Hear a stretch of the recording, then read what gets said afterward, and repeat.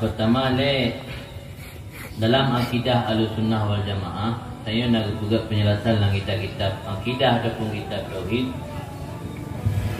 Pertama dia nak yakini bahawa Nabi Muhammad adalah Rasulullah. Yakin kan? Wata yakin, kemudian nak yakini bahawa apa yang disampaikan oleh beliau tak luput daripada ilham ataupun wahyu daripada Allah.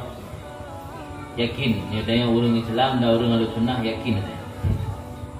Rasulullah hanya yang disampaikan oleh Rasul karena dari hawa nafsu. Memandumnya adalah wahyu daripada Allah. Sehingga menurut Rasulullah hanya nanti orang jauh di buku, nah yang hanya jauh kita ni preh dan wahyu baru ni jauh. Oleh para ulama Ahlussunnah wal Jamaah kepegat sabah pemahaman agar baik terbentur antara Allah dengan Rasul.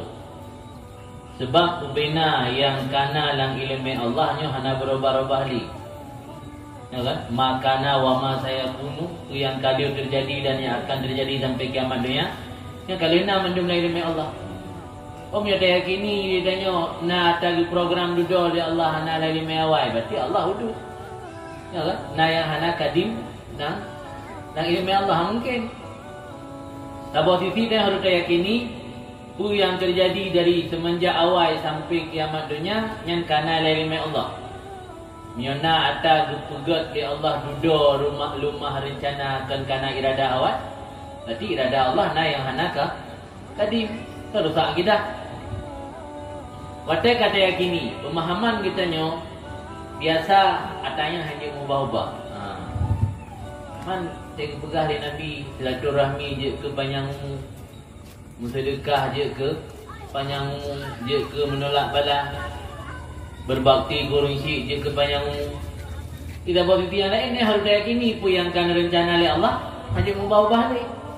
Nali Nabi kan dia pegah bersedekah je ke silaturahmi je ke panjangmu. Timnya kalau tulis dia Allah meninggal 2020 gara-gara nak silaturahmi panjangmu sampai 2022 2012. Ibang dijawab di ulama. Mana dijawab? Keputusan Allah na dua macam. Na keputusan muallaq kelam masyarakat qada muallaq.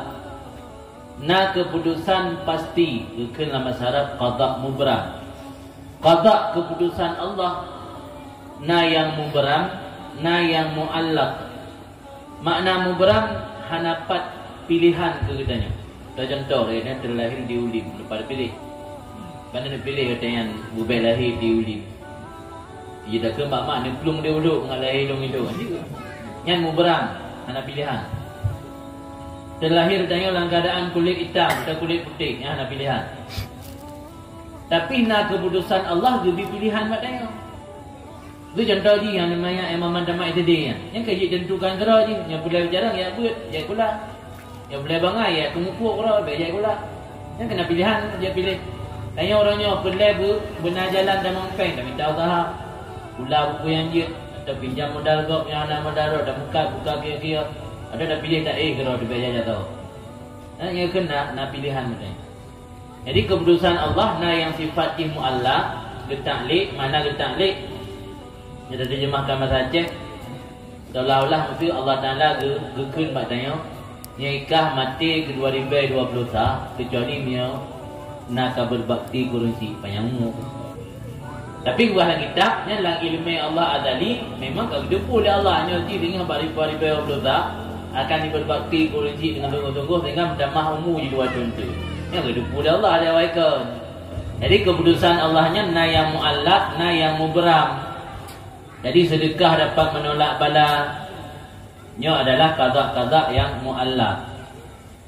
Dan juga diputut pernah sampaikan bahawa kadang-kadang bala pasti kena cuman gegantung yang lebih ringan. Contoh je itu menulis dalam ilmu Allah tanya rubah bak tekongan ni paru mati. Gara-gara nak sedekah belum berangkat, anak dia mati betapa. Jadi kan ringan. Yang buat contoh dalam kitab tu kalau tu kedi tu batek, itu hanya jadi batek je kanu.